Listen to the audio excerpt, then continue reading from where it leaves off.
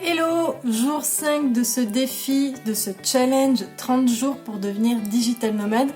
Aujourd'hui, je te donne le premier signe distinctif de tous les digital nomades, j'ai nommé la formation. Bon, alors si tu pars de zéro, c'est sûr, il va falloir te former de toute façon. Apprendre de nouvelles compétences, découvrir ce nouvel environnement, etc., etc. Mais même si tu ne pars pas de zéro, même si tu es parti de zéro et qu'aujourd'hui tu as de bonnes compétences, selon moi, un bon entrepreneur, un bon freelance, c'est un freelance et un entrepreneur qui se maintient formé, informé, vraiment pendant tout le long de la vie de son job de freelance et d'indépendant. C'est vraiment important et il faut en fait au bout d'un moment, au début c'est pas forcément facile, je sais, mais il faut au bout d'un moment avoir un petit budget formation pour régulièrement aller apprendre, comprendre les nouvelles choses de manière à premièrement rester un peu dans la course, j'ai envie de te dire. Oui, on est digital nomade, on est là pour vivre selon notre façon de vivre et justement sortir un petit peu ce que certains appellent la rat race.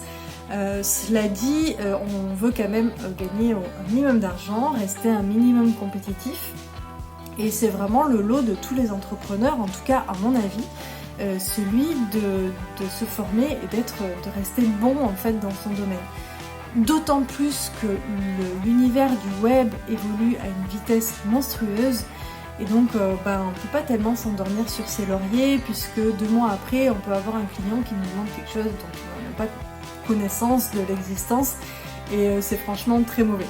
Et puis qu'est-ce qui fait que toi tu vas être différent des autres freelances ? Parce que oui, on est quand même très très nombreux, que tu sois freelance, entrepreneur, n'importe quoi, ou même remote.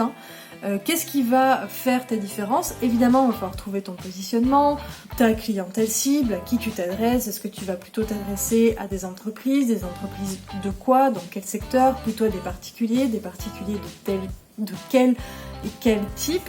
On y reviendra, c'est ce qu'on appelle le persona, spoiler alerte. Ce qui va aussi te permettre de te distinguer des autres et donc de trouver continuellement de la clientèle, c'est vraiment d'avoir des clients satisfaits.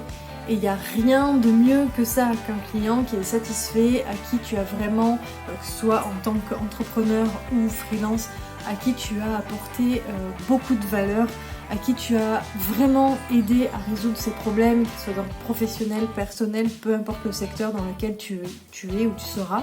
Donc la formation est une étape incontournable et c'est même pour moi un post-budget à prévoir. Alors sur le long terme évidemment, il ne faut pas se stresser dès le départ, il y a plein de façons de se former gratuitement. Il y a de très très bonnes sources d'informations et de formations sur internet. Je te renvoie sur mon article que je te mets dans la bio où justement je t'explique comment moi j'ai commencé à me former. J'ai commencé en mode 100% gratuit, j'avais 0 budget de formation et au fur et à mesure ça vient et on commence à avoir un peu de budget et on accélère un peu les choses comme ça. Alors, question, comment se repérer dans la jungle des formations en ligne ? Il y en a une pléthore, elles ont l'air d'être toutes aussi bien les unes que les autres. Comment se repérer quand on veut financer une formation, que ce soit une formation à 30 € ou une grosse formation à 500, 600, voire 1000, 1500 €? Comment faire son choix ? Alors, je t'invite encore une fois à aller voir l'article que je te mets en lien dans la bio, mais 3 grands conseils pour se repérer dans la jungle des formations et faire le bon choix. Alors, premièrement, il faut que tu aies des objectifs clairs et définis avant d'acheter ta formation. Ça sert à rien d'aller prendre une formation par exemple sur la publicité Facebook si tu n'es même pas sûr d'en faire dans le cadre de ton activité. C'est sûr que ça pourrait être intéressant, tu te dis que ça pourrait te servir pour plus tard, etc. Mais ça sert à rien de dépenser de l'argent tant que tes objectifs ne sont pas clairement définis. Et quand je dis objectifs, il faut que tu saches quelle activité tu veux faire, dans le cadre de cette activité, quelles sont les compétences que tu as besoin de développer, quelles sont les compétences que tu as besoin de développer en priorité, etc. Deuxièmement, une fois que tes objectifs sont clairs, fixés et que c'est clair dans ta tête, je te conseille de prendre le temps. Il y a des tas de blogueurs, il y a des tas de formateurs, il y a des tas d'écoles en ligne qui ouvrent chaque jour. Elles ont toutes l'air très très bien. Donc en fait, ce qui fait principalement aujourd'hui la différence entre un formateur et un autre, ça va vraiment être... Alors bien sûr, ce qu'ils proposent dans la formation, il faut que ce soit qualitatif, mais on part du principe dans tous ces conseils que je te donne que ça l'est. Mais ce qui va faire la différence, ça va surtout être en fait sa façon d'aborder les choses, les valeurs qu'il va véhiculer, etc. Donc si par exemple tu trouves un formateur qui te plaît bien, ou un ou deux ou trois blogueurs qui te plaisent bien et tu suivrais bien leur formation, je te recommande de t'abonner à leur newsletter, de prendre le temps de lire leurs articles de blog, de regarder leurs vidéos, etc. Et de vraiment au fur et à mesure te faire vraiment une idée de cette personne, de ses formations, etc. Est-ce que la personne te correspond? Est-ce que ce qu'elle propose te correspond vraiment, etc. Et enfin, mon troisième conseil, c'est le suivant. C'est celui de s'assurer de la bonne qualité de la formation. Donc tu as tes objectifs, tu as trouvé les blogueurs qui te plaisent et t'en as déterminé un, tu veux absolument acheter sa formation. Comment s'assurer de la qualité de la formation? Prends le temps de lire la page de vente, de décortiquer un petit peu tout ça, ne te précipite pas même s'il y a des super promos. Vraiment, vaut mieux passer à côté d'une promotion que de dépenser son argent par les fenêtres. Vaut mieux acheter la formation 50 € de plus la semaine d'après plutôt que d'acheter une formation à 50 € de moins mais que tu ne suivras jamais. Donc prends bien le temps. Et moi, j'aime bien, avant de prendre une formation, j'aime bien prendre le temps de contacter le formateur ou le blogueur et de lui poser quelques questions. Premièrement, ça me rassure.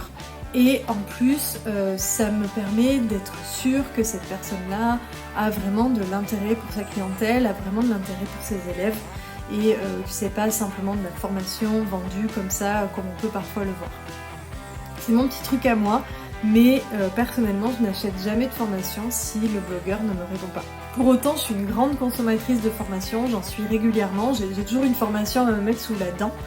Mais voilà, je m'assure toujours de la qualité aussi en m'assurant que la personne a un intérêt pour moi, entre guillemets, en tant que client. Savoir que si j'ai une question, un problème, eh ben, la personne ne me laisse pas seule face à mes problématiques et qu'elle puisse m'aider en me répondant à un mail de temps en temps, etc. Maintenant, dernière question que tu peux te poser, est-ce qu'il vaut mieux prendre une grosse formation généraliste ou plein de petites formations sur comment utiliser Pinterest, comment utiliser Instagram, etc. etc. Il n'y a pas de bonne ou de mauvaise façon de faire. Ça peut être intéressant de temps en temps d'aller prendre une petite formation technique, moi ça m'arrive très très souvent, et ainsi tu montes en compétences parce que tu en as besoin actuellement dans ton activité, dans ton métier. La grosse formation généraliste, elle coûte souvent très cher. C'est bien quand on commence de se reformer complètement en partant de zéro, d'en prendre une, mais là encore il faut prendre le temps de bien analyser, voir si ça correspond vraiment à tes attentes, etc. Voilà pour cette vidéo sur le signe distinctif numéro 1 du digital nomade, qui est selon moi la formation continue en fait. Tout entrepreneur ou freelance devrait selon moi se former continuellement. Je te retrouve demain dans la vidéo numéro 6 où on va parler un petit peu voyage quand même et on va aborder la notion de minimalisme. Ciao ciao!